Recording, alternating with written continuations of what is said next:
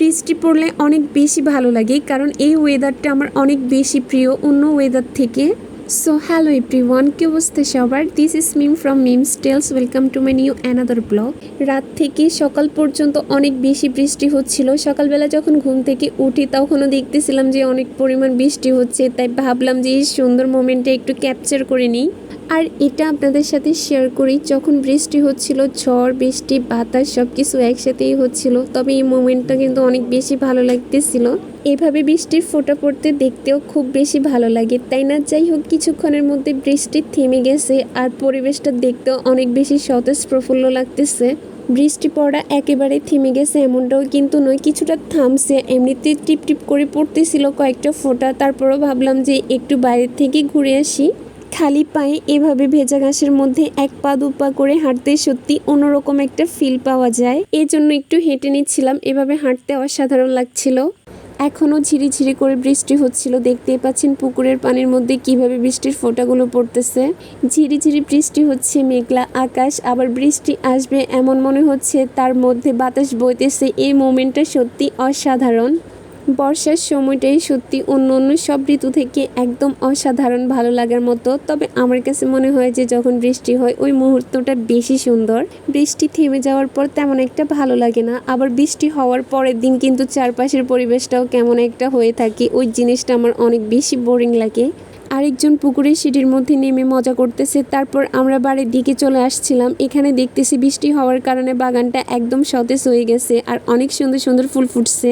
গাছগুলোর ভিউ যেহেতু ভালো লাগছে সেজন্য একটু এটাও ক্যাপচার করে নিলাম। তারপরে এখান থেকে একটা ফুল নিয়ে নিলাম। এই ফুলটা আমার কাছে অন্য সব ফুল থেকে একটু ভালো লাগছিল সেজন্য। তবে এই ফুলটার নাম কি সেটা কিন্তু আমি শিওর জানি না। আপনারা যদি কেউ জেনে থাকেন তাহলে অবশ্যই কমেন্ট করে জানাবেন।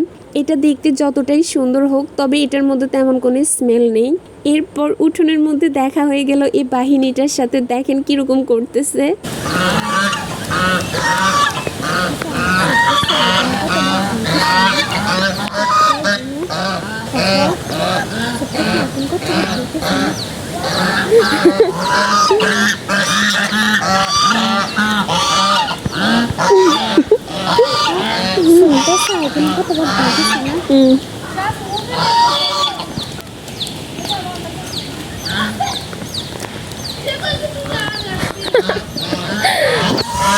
ওদেরকে আমি ফুলটা দিতে চাইছিলাম, তারা তো নেয় নাই, এজন্য এখন ফুলটা হাতে নিয়ে একটু ভিডিও করে নিচ্ছিলাম। দেখেন এটা হচ্ছে আমাদের বাড়ি। তারপরে বাড়ি থেকে আমরা একটু বাগানের দিকে যাচ্ছিলাম।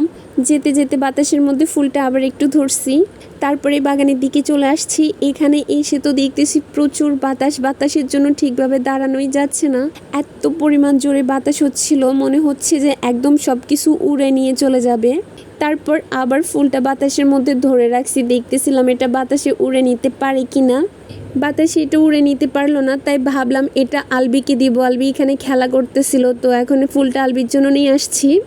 আলবি, এটা তোমার জন্য।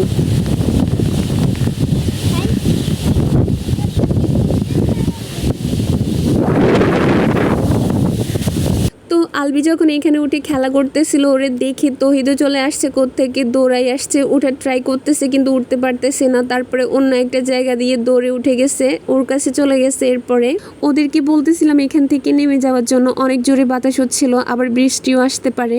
মূলত বাগানে আসার কারণ হচ্ছে আমাদের বাগানের মধ্যে নতুন একটা টিউবওয়েল বসানো হয়েছে, এটা দেখার জন্য। আর এটাই হচ্ছে আমাদের নতুন টিউবওয়েল। ওরা এখানে এসে দুষ্টুমি শুরু করে দিছে, এরপরে হাত পা ধুচ্ছিল। তারপর এটাকে ধরে গালটা একটু টিপে দিচ্ছিলাম আর জিজ্ঞেস করতেছিলাম এত দুষ্টুমি করতেছে কেন। এখনও অনেক জোরে জোরে বাতাস হচ্ছিল আর বৃষ্টি আসতেছিল, তাই জন্য আমরা এখন বাড়ির দিকে চলে যাচ্ছিলাম। সো এটা ছিল আমার আজকের ব্লগ। সবাই অনেক বেশি ভালো থাকবেন। যারা আমার ব্লগ দেখেন তাদের সবাইকে অনেক অনেক থ্যাঙ্কস। আমার ব্লগগুলো কেমন লাগে, আমাকে কেমন লাগে সেটা অবশ্যই কমেন্ট করে জানাবেন। আজকে এই পর্যন্ত। Thanks for watching this video. Allah Hafiz.